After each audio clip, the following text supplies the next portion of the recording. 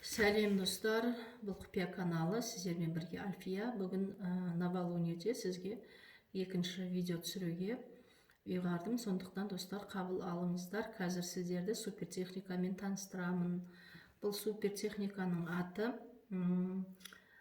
жаңа ай туғанда жатар алдында айтылатын дұға.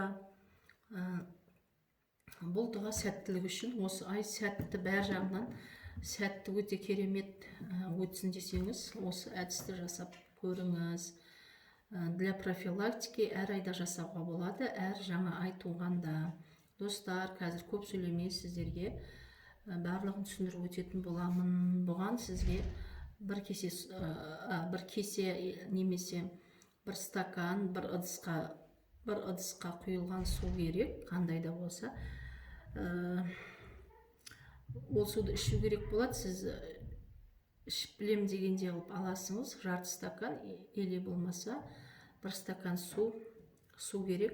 Сол бір стакан суды аласыңыз да, жатар алдында, мысалы сіз жатар алдында 10 минут бұрын жасасаңыз болады.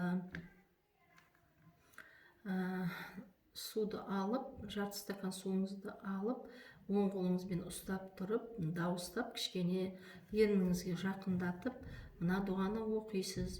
Эшері друзи тафташері дуудат тафат сикті розик әмин деп 7 рет оқисыңыз. Осыдан кейін дым жасамайсыңыз, осыдан кейін суды ішіп қоясыңыз. Дұғаны оқып болғаннан кейін суды ішіп боласыңыз. Болды, басқа еш нәрсе жасамайсыз.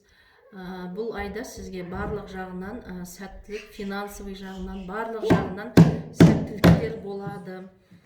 Достар, сәттіліктер болады. Достар, қателеріңізге жараса, егерде лайк басымен қолдап кетіңіздер. Және дұғаны мен бірінші комментарияға бекітіп қоямын. Сәттілік достар.